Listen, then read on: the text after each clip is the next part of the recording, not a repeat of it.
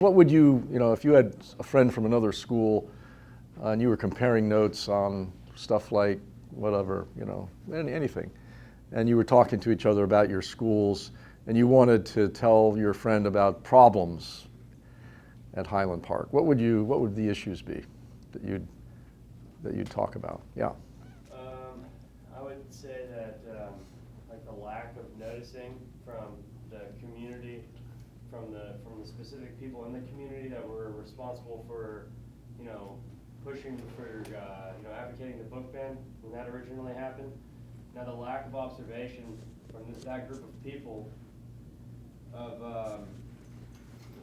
something being perceived as lewd or inappropriate, but in reality, the AP material or, some books that are taught and had no controversy around them that are taught in the higher levels of English are equally or more so, disturbing or, harsh, but they're just more subtle. Mm-hmm. And they use more, symbolism and stuff like that.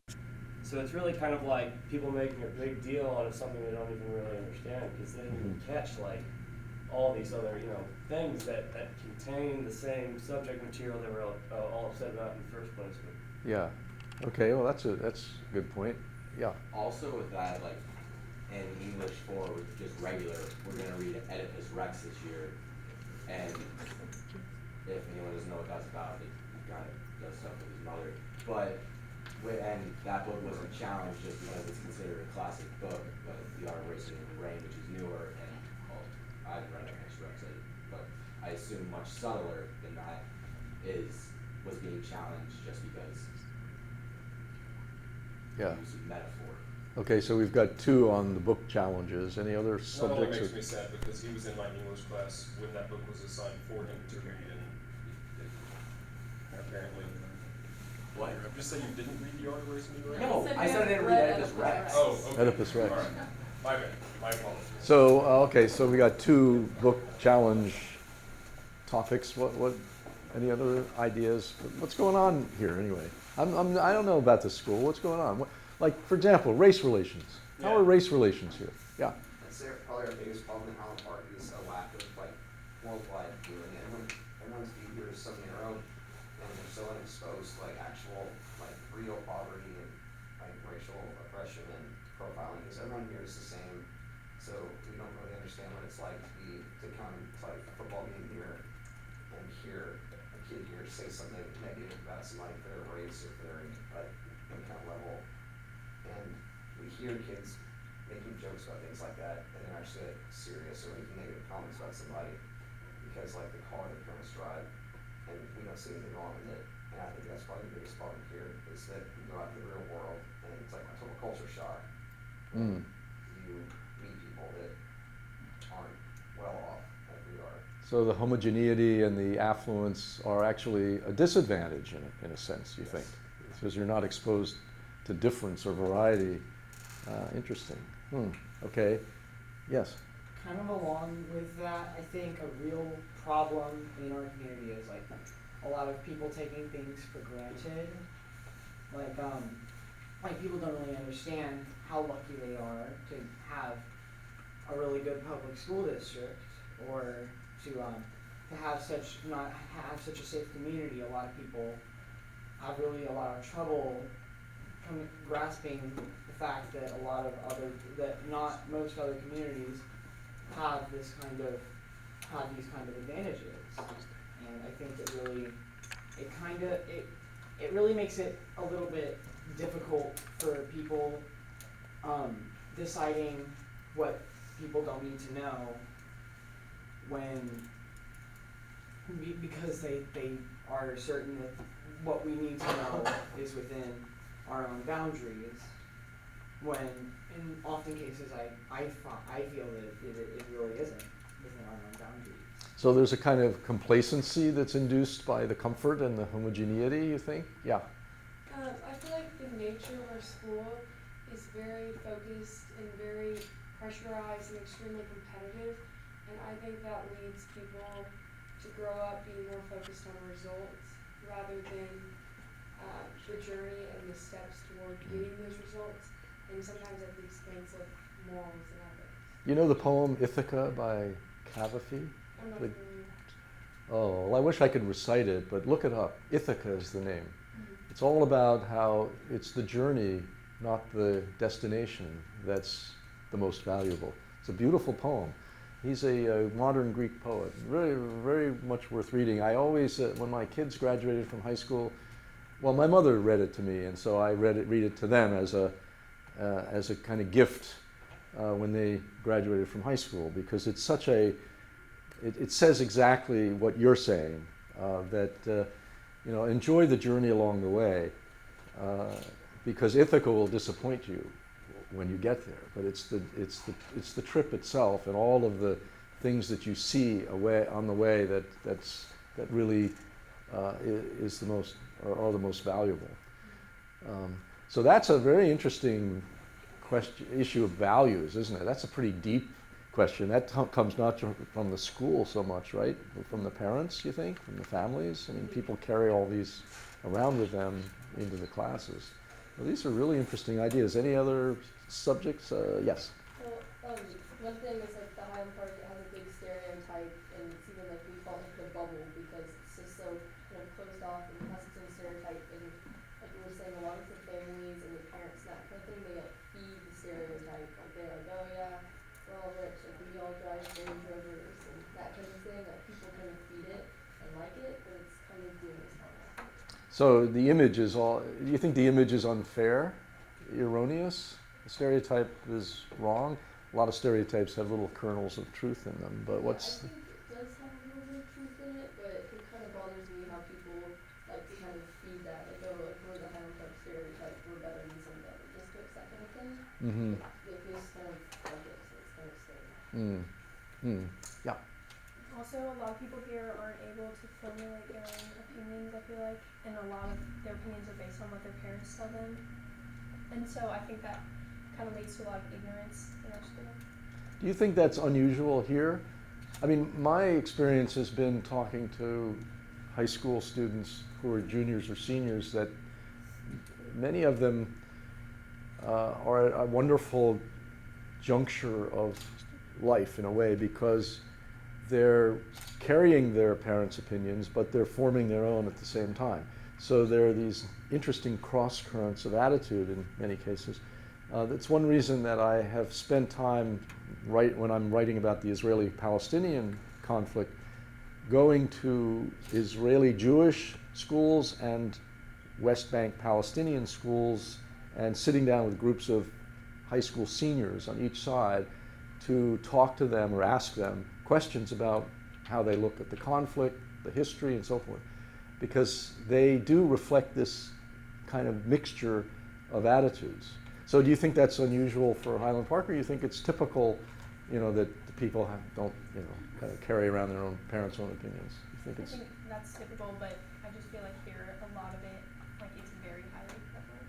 Mm-hmm. And a lot of people have it. Any other topics? Yeah. Speaking kind of like around that same issue, my family is kind of like a first generation here, because typically like when my mom goes to like meet other parents of other students here, one thing she notices a lot is that parents will talk about, oh, where'd you grow up? Because apparently just like a lot of families have been here a very long time, and my family hasn't, so it's kind of like, it just feels like it's kind of like an endless cycle of like, students will graduate here and then live here and grow up and like do the same thing their parents did. And that's not like necessarily a bad thing, but it can definitely like be an issue. Is this reflected in school relationships, do you think?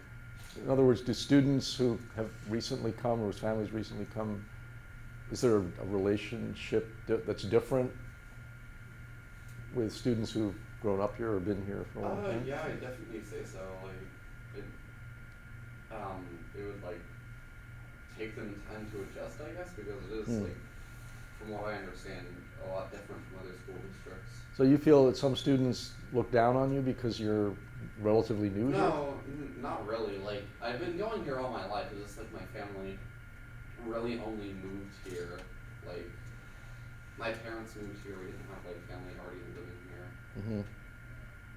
So we can continue this, but you can see what I'm getting at, I think, with the bagpipe staff. What subjects are there that are interesting? What's going on in this school that's interesting that you could write about for the paper? And you've touched on some really interesting issues. I don't know how you do that exactly for the paper, but I wonder whether there are ways of getting at some of these questions by going and interviewing students, by getting into some reflection on the dynamics of relationships and interactions. I mean, the homogeneity, the affluence, that sounds like you see it as a disadvantage. Most people would regard the affluence, at least, as a great advantage, but you feel you're insulated somehow. So is that a problem? And if so, do other students feel that it is? And if so, what do you do about that? What's the antidote to that? This is, it's really interesting. I mean, you have, and then on the racial issue, I have to ask you the question whether you've talked with minority students about their experiences in the school. Because when I was working on my book on race relations, I discovered again and again in many places where I went, often college campuses, that white students had absolutely no clue about what black students were experiencing on the campus.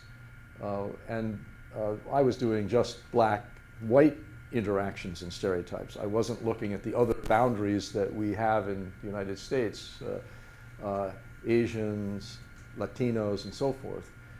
But my experience was that, I would often be invited by a professor to talk. At that point, I was talking about the Soviet Union a lot, or Israel, or whatever, and the professor would be white, and I'd spend a couple of days, and I'd ask if I could, while I was there, if I could meet with groups of students.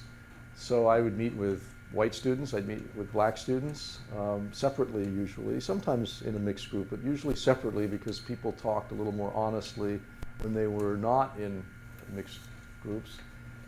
And I'd come out of my conversations, and the white professor, and this happened again and again, would say, well, what did the African American students say? And I'd start telling him about what they were saying about their experiences on campus. He said, that's happening? Really? Amazing. So it seems to me if you wanted to write about, and I don't know enough about this school to really know what there is to grab onto here.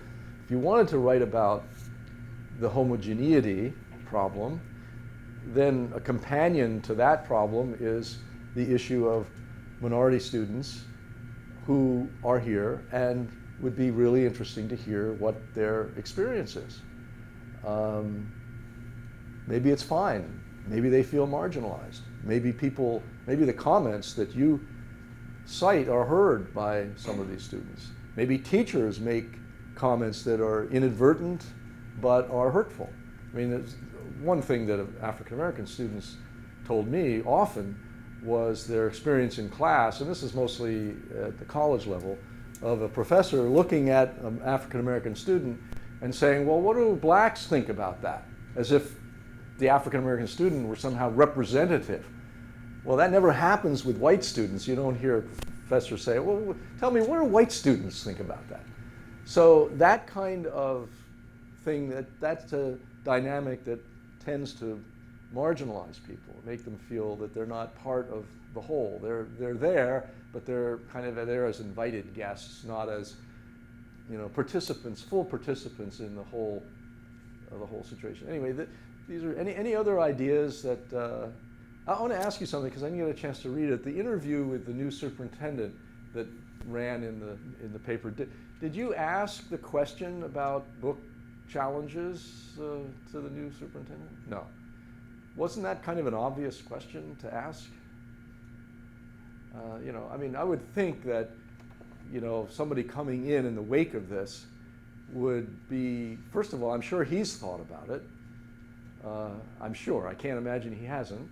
I've heard a couple of people say good things about him. So it would be, you could go back to him. You could do another piece on book challenges. I mean, after all, this is not, it might be dormant now, but it's not an issue that's going to completely go away. It could resurface. And the question, I would think, I mean, the question I've been asking since I've been here, which hasn't been very long, but I met last evening with a group of teachers, English teachers, and Mr. Smith among them. And then I met with a group of parents who had formed HP Kids Read and so forth. And the question I've been asking is, what's the aftermath of this book challenge issue? And I don't use the word banning because it's an exaggeration, actually.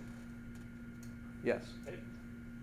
From a teacher's perspective, it's caused me to consider some of the materials I present or how I present it, because we even had an instance already that a teacher posted something and right away it was in the news, and oh my goodness, it was a little bit funny, but a little bit, wow, over the top. Is that really newsworthy?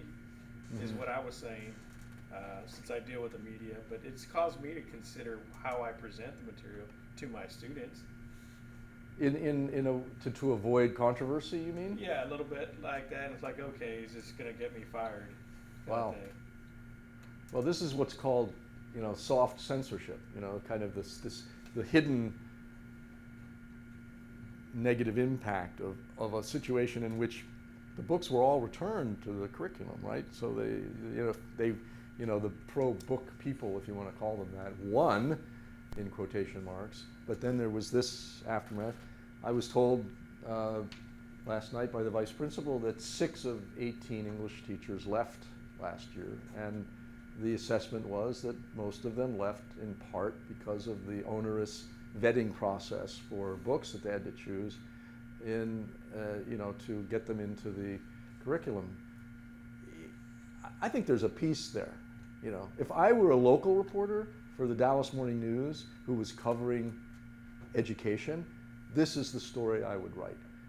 I would definitely write this piece. This is a very good piece. And it's a significant piece because there's an impression among some people in the country at large that, oh, book banning isn't really a problem, book challenges, there are very few and they hardly ever succeed. Okay, but the American Library Association counts maybe 300 to 400 to 500 challenges a year. Some never get any publicity because they happen in small towns and everybody's kind of on the same page. They don't want that book. So that never really gets reported and nobody knows about it. But more insidious, I think, is what you're talking about, the avoidance of controversy, which means that some teachers will not want to rock the boat, and they'll decide if they've got 2 choices between 2 books, let's go with the one that's less likely to raise anybody's hackles. And so, and that deprives the students possibly of the kind of curriculum that would challenge them, make them think, make them work as readers. So I think it's a real good piece to do. I don't know if you'd. I would agree. Yeah. So I'm going to stop there because I don't want to dominate. But I just was curious because I wanted to try to get from you a sense of what's going on in this community that you're not writing about for the bagpipe, and therefore maybe you should start writing about it. Yeah. Yeah, I really agree fully with that point, and I think that teachers, that are in towns or communities that work at schools that have these kind of closed off, unpublicized book bannings or protests, they kind of choose just out of laziness or the not wanting, their lack of desire to put up with the paperwork or process of picking a book that would be the least controversial for the community, for the class. So they pick the one that isn't controversial, all like you said doesn't challenge you. So I think that definitely goes back to because when an entire community agrees, objectively whether or not this decision is good or bad, we don't want this book in our community, they're eliminating a series of ideas that the book would offer, and ideas can be very powerful. So a long enough time goes by, and these communities continue to have these banning processes that none of them get publicized. They're going to ban enough books that it's just going to kind of start putting hot spots around the map of kind of ignorant people. Well, also, some of the challengers use websites, they actually draw their objections from the list of, quote, banned books that the American Library Association, puts out. So they get ideas of books that they should, challenge. Oh, this elsewhere, this has been done. I'm waiting for the working poor to be challenged somewhere else. It hasn't been that I know of, but I'm sure there are lots of schools where they just don't use it for various reasons. It's very widely used in colleges, so I think that there's a conundrum here between about the nature of an advanced placement English course or an advanced placement course of any kind, which is supposed to be college level, not wanting to use reading materials that are widely used in colleges. So either the schools who have these courses have to decide they're going to accept materials that are generally used at the university level, or they're not going to have courses that pretend to be college level. On the other hand, having done a whole long section in my newest book about book challenges, before that happened here, I went to a district in Michigan where this was going on, different books, novels. One of the great things fun things about being a journalist is you get to go back and forth across the battle lines, so I talked to the parents who were challenging the books, and I talked to the parents who were resisting the challenge, and they wouldn't talk to each other, but I could talk to both of them.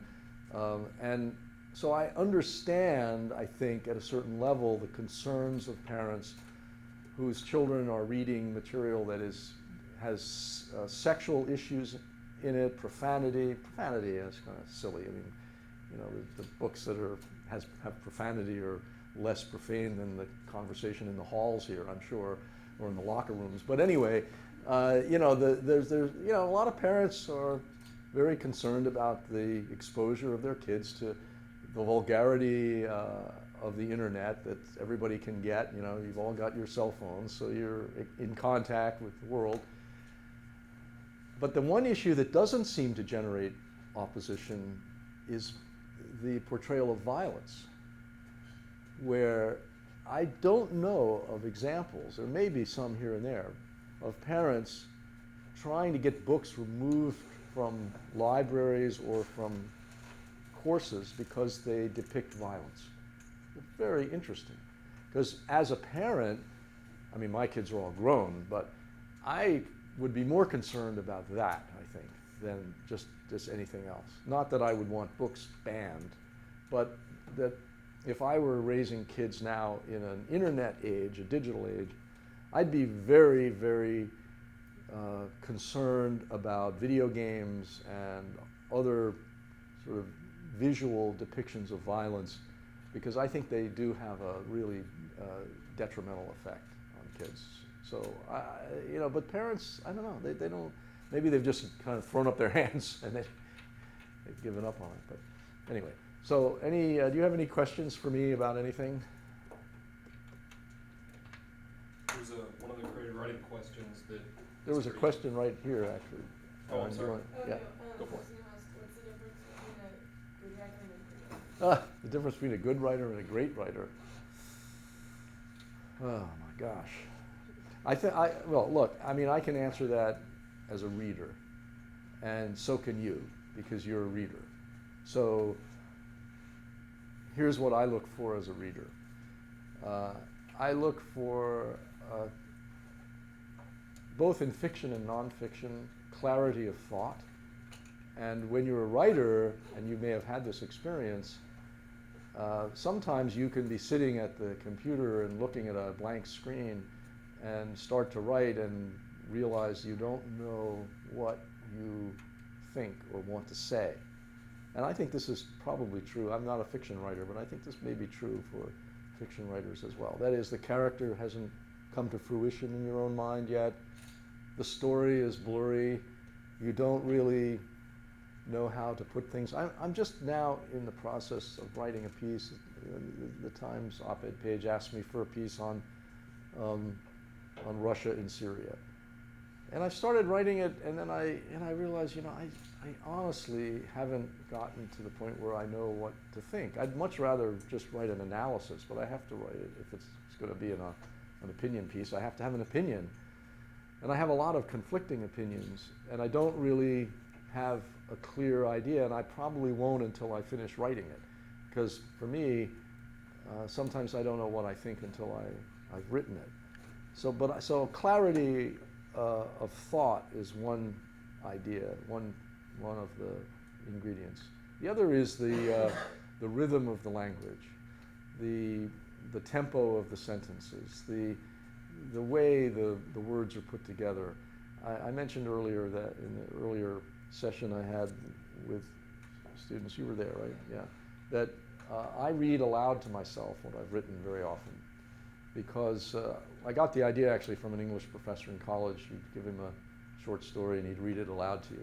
It can be a devastating experience.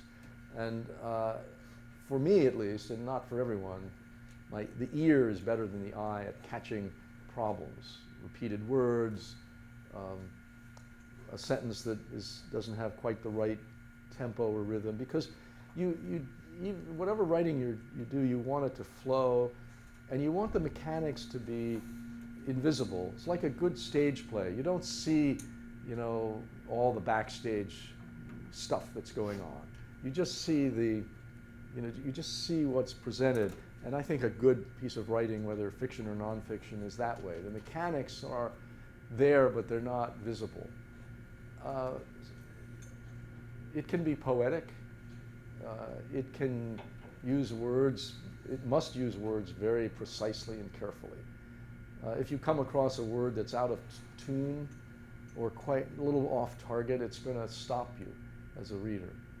I think the reader needs to be asked to contribute the effort to understanding. So stuff that spoon feeds the reader, tells the reader what to think, what to conclude, I find a little off-putting, because I'd like to feel that I have some ability to come to my own conclusions. This is also true in an opinion piece. I think a good opinion piece takes account of the other side of the argument, and doesn't just ignore that, and addresses it, maybe dismisses it, maybe rebuts it, but doesn't ignore it. So all of those things. I mean, I had a conversation with August Wilson, the playwright I mentioned earlier in the earlier session, who told me, I haven't told you this, right? I can't remember what I said earlier. Who told me that he created characters by putting them in scenes that he never used in his plays, but he wanted to see how they interacted with each other and how they reacted to things. It was his way of experimenting with the character. So he was creating a real person out of his imagination, but of course a writer, even a playwright or a novelist or a short story writer, draws from his own experience. But so August Wilson was developing the characters, and they began to become real in a sense. I mean, I've heard writers say, my character wouldn't do that, or in fact, Alfred Urey, who wrote the play Driving Miss Daisy, which was made into a movie, told me that at one point he was called by the producer or the director of the film and asked, would Miss Daisy eat chicken with her hands, or would she eat it with a knife and fork? So, I mean, she was a fictional character, but he had to know, the director had to know from the author whether it would be true to her character, And so I think you are transported into reality, into a different reality, even by a fiction writer. So those are some of the things, I guess. Yeah. How do you approach writing a news? At the very beginning of the process, you have an article idea and you're writing a reporting story. How do you start that process? Well, for me, it depends on what I'm doing. When I was working for the New York Times as a reporter, the ideas were often forced upon me because I was covering news and there was breaking news. Now, we could have a discussion about how you define news and what it is and whether something is or is not, considered news. But when you spend time in the business of journalism, you develop a kind of almost instinct for what's important and what's news. so that's the, and the questions that I asked you in the beginning are one way to go, one way to begin. What's interesting here? What's going on in this situation, whether it's your own community or someplace you're writing about that you're not part of, that's significant, important, interesting, intriguing, complicated. I love complicated stuff. And then you start to, if you're talking about nonfiction, if you're talking about journalism, then you start to do interviews and you call people up or you email them and you say, what do you think about this? And I'm thinking about writing this, and what's your attitude about this? And what are your views? And how do you feel? And what's going on? And tell me what's happened. And then pretty soon you discover whether you have enough for a story or not. And I think that trusting your own curiosity is the most important. If you're interested in it, the chances are other people will be as well. So for me now, I'm in a different line of work because I don't write daily news stories anymore. I have a blog. I do maybe one piece a week, or maybe, I didn't do one this week because I was coming here and I was busy doing other things. I started to do this piece on Russia, but then I had lunch with this Times editor and he said, oh, that might be something for us. So I'm kind of thinking about that. But for me in the blog, the news is really what generates ideas for me. When I sit down with my wife at breakfast and I start ranting about something, I realize, oh, maybe I should write that for my blog. So it's a nice outlet. But I try to be a little bit measured and not rant, because I don't have that many readers, but I don't think. It's hard to tell. The hits are not huge in number, but they're all over the world. So I guess people, I don't know, they're all over the world in weird places you wouldn't imagine. But I try to be informed and put some information in there, not just my opinion. Books are different. Books take a long time. So you need to be really curious about the subject. And the curiosity has to sustain itself for 3 or 4 or 5 years. It's a long process. If you're not curious, if some editor has an idea for you, I've never done a book on an idea that an editor has suggested, because that's not going to keep me going. That's not enough fuel. Having a book contract is not sufficient to get me to go out and interview hundreds of people and try to figure out what's going on. So going back to what you said, so short term, when reporters receive a story from an editor, so for our back, we assign stories, generally things that they push themselves, but sometimes they get something that someone else pitched. Mm-hmm. What is the best way to motivate them to do the best they can on a topic that they might not be particularly interested in? Well, if they're not particularly interested in it, you may be fighting an uphill battle, because I think people really need to be interested to do a thorough job. It's not as if they're getting a paycheck, or it's not as if they're hoping for a promotion, right? And I actually have found, when I was working for the Times, almost every subject turned out to be really interesting when you got into it. I remember once the Times Sunday Magazine, asked me if I would go do a piece on the Meadowlands in New Jersey, which was going to be at that point, just being discussed as the site of a football stadium, right? And I thought, this is kind of a weird idea. Okay, well, sure, why not? I was a young reporter, So I called somebody in some environmental group and went out at dawn in his rowboat into this marshy place in New Jersey. I thought, this is really, not a very pleasant thing to do. But then, he showed me the birds and all the kind of nature there. There was this place of natural beauty and complexity. You could see the New York City skyline, and Hoboken was down there, and the factories and everything. But there was this fascinating place that was full of natural life. And I thought, this is really interesting. And it was a great illustration of how, once you get into it, you can get interested in it. But it's better to better to find a subject that the reporter really wants to write about, I think. Yeah. Would you consider yourself like a good student in high school?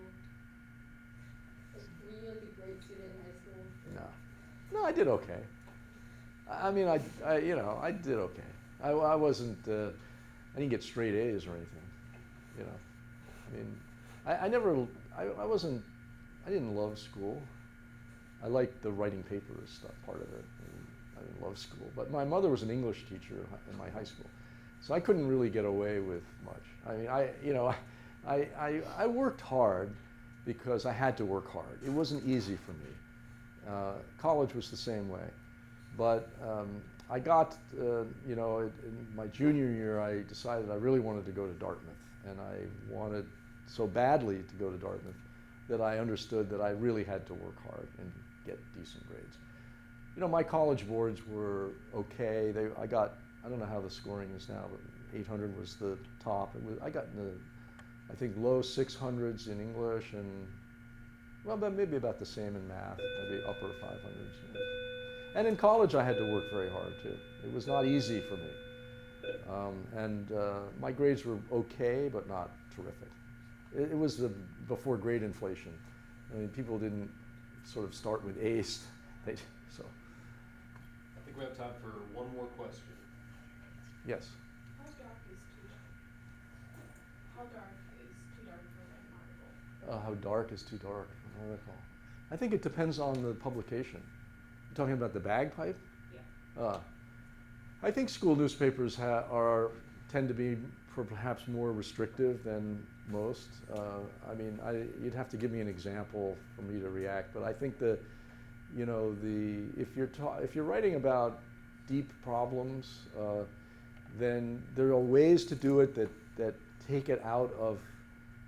You don't want to just be self-indulgent in writing, terrible things without some kind of redeeming social value to it. You know what I mean? So, so that's hard to answer just in the abstract. I remember a case which I wrote about in an earlier book on civil liberties where the high school principal ended up just taking out 2 pages of a newspaper, and the students didn't even know it till the paper came back from the printer, because there were 2 articles he objected to. And one was about teenage pregnancy, a woman in the school, a student who was pregnant. And I think that there was he had some journalistic reasons for not wanting that. And one was, had to do with journalistic problems. I don't remember the details now.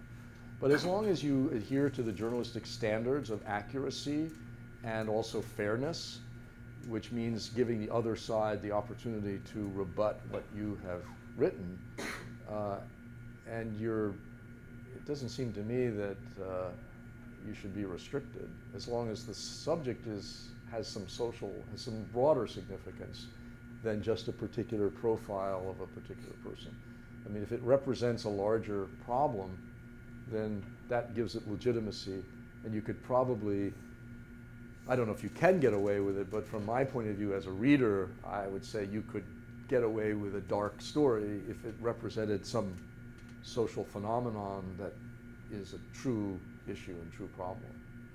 I don't know if that helps, but that's kind of my general take on it. I guess we're done, right?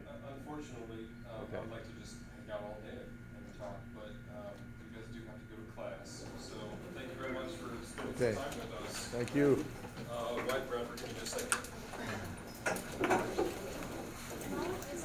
Oh, yeah, sure. Okay, what do you think the biggest mistake the U.S.